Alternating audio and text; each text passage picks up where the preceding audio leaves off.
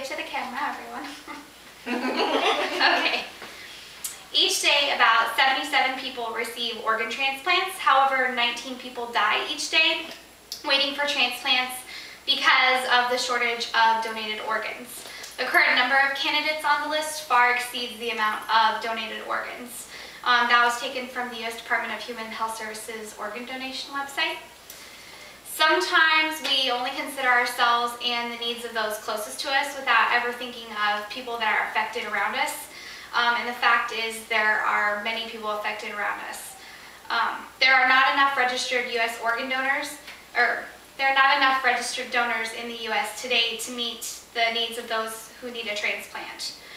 We may not be able to save everyone, but you can make a difference by just being one person and making that decision to become an organ donor. Not only are you increasing the life of one person, but you're also increasing the life of their family because they have more time to spend together. There's only one way to help, and that is to be the solution, and I'm going to explain to you the current problem and then the easiest solution. The current need for organ transplant is organ donation. The current problem at hand is there are not enough registered donors in the U.S. The current numbers of people waiting for a transplant on the list right now is 108,275, and the number of donated organs on the list is 7,136. This is less than 10% of people that are getting matched up for an organ transplant, and over 90% that are not. This also is taken from the U.S. Department of Human and Health Services website. One organ donor can save up to 8 lives. And there are many misconceptions about organ donation. People believe you have to pay to be an organ donor when you register, which is not true.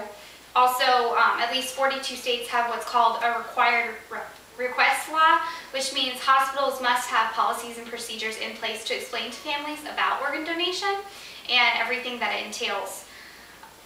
Also, another problem is people don't communicate their wishes with their families. So if they are a registered donor, but they don't communicate those wishes with their families after they pass, organ donation is left up to the families to decide ultimately.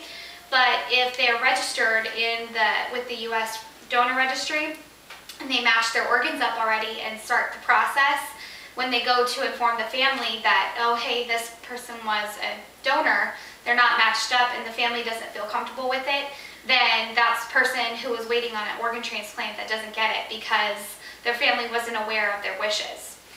So now that you're aware of the current problem at hand, let's take a look at the solution, and that is by becoming an organ donor. You can save, not only can you save up to 8 lives, but you can impact 50 to 100 more. Not only is organ donation, but also with tissues, and there's your heart, your kidneys, your liver, they can use your eyes. There's very many different things that they use for organ transplants today. A new name is added to the wait list every 16 minutes, and by becoming a donor, you're helping to increase someone's life and help with the donation of people in need.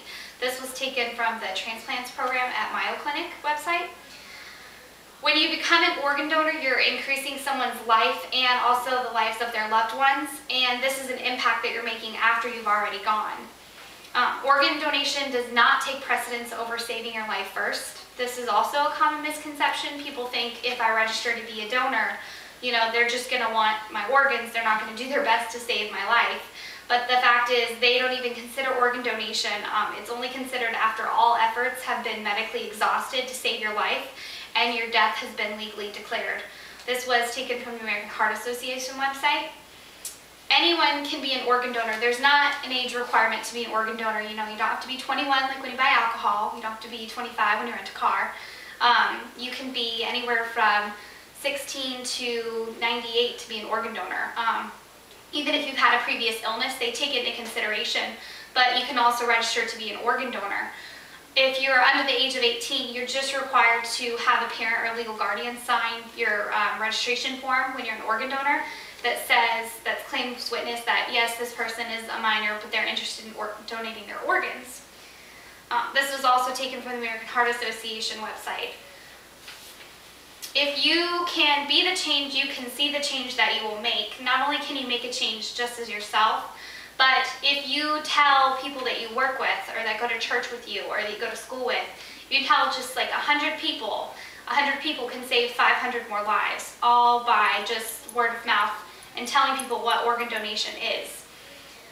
You can just start the solution by becoming an organ donor yourself, and ways to do that are, you can excuse me, register with the American Red Cross to become an organ donor. You can also go down to your local DMV, either on your state ID card or your driver's license. You can say, hey, I want to be an organ donor, and it will mark it on your ID.